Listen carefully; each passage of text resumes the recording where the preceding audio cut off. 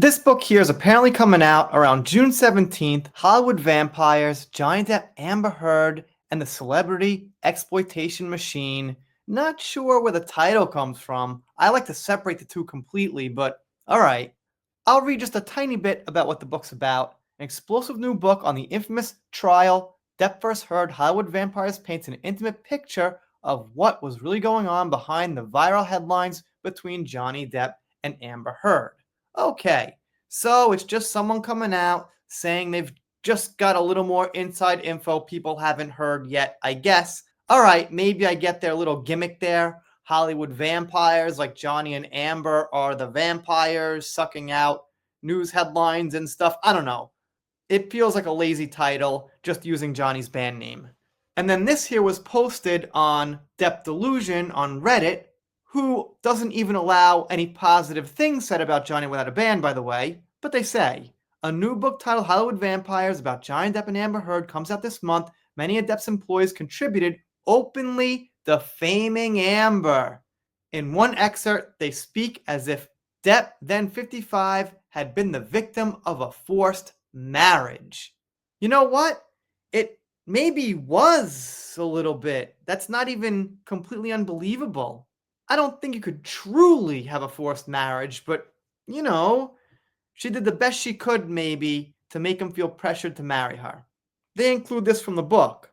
The day of the LA wedding, Johnny and Amber rumbled through the streets of Beverly Hills in Johnny's truck, making their way to his mother Betty Sue's house as the sun was starting to set.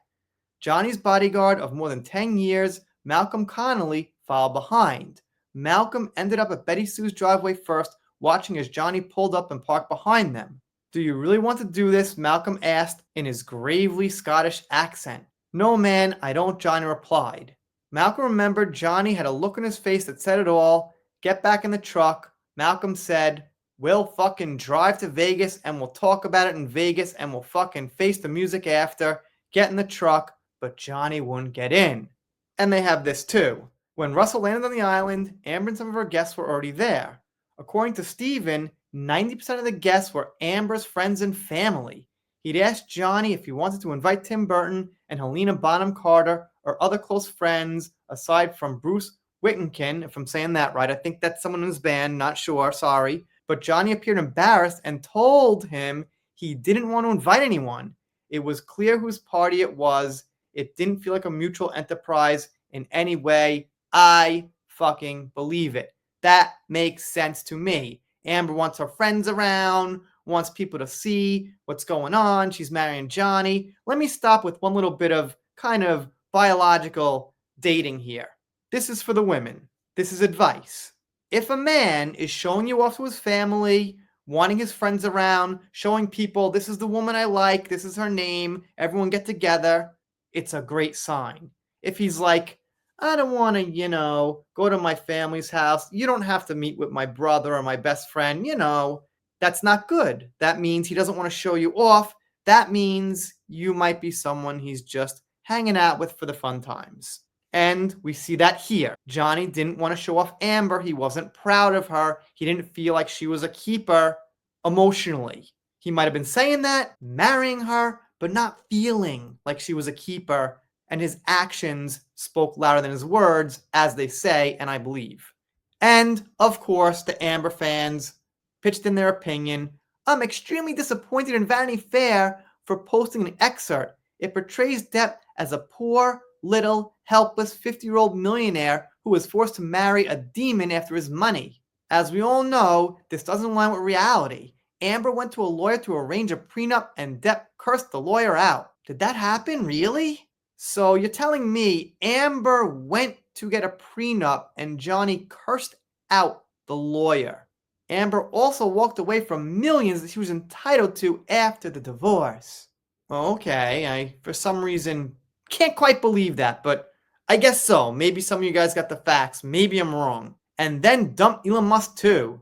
That is not how gold diggers work. Oh, of course. They really think Amber's a pure-hearted person, not after money. It's interesting how his hangers-on always have so much to say when there is money involved. Just a bunch of pathetic grifters trying to make extra cash by lying for their boss as usual. And the idea of a much older man with much more money and power and a full effing staff being forced into marriage to a much younger person is just laughable. Why? Why is it laughable? Do explain. When you make decisions, you make it with your partner, Johnny and Amber. His staff has nothing to do with it. As a matter of fact, he's probably embarrassed to talk to his staff about personal marriage issues and why he is going to go through it. They're not a council that meet every 24 hours and discuss Johnny's emotions. And then they struggle as to, well, why did he get married then if he didn't want to? Well, yeah, that's kind of the tricky point of it. But also, I wouldn't put past Amber to have some kind of threats hanging overhead or something. And this person says it themselves. Exactly. So why was he getting married? But I'm not going to play Johnny's a perfect person here. He did make the decision to marry her and to date her and to have some fun times. So I can't act like it's 100% zero here. I just think in the end, it didn't feel like a normal, we both want to do this thing situation, is what I'm saying. Let me know what you think in the comments. That's about it for now. I guess this book's kind of looking interesting. If you don't subscribe here, I'll be sad, but I'll get over it. See you next time.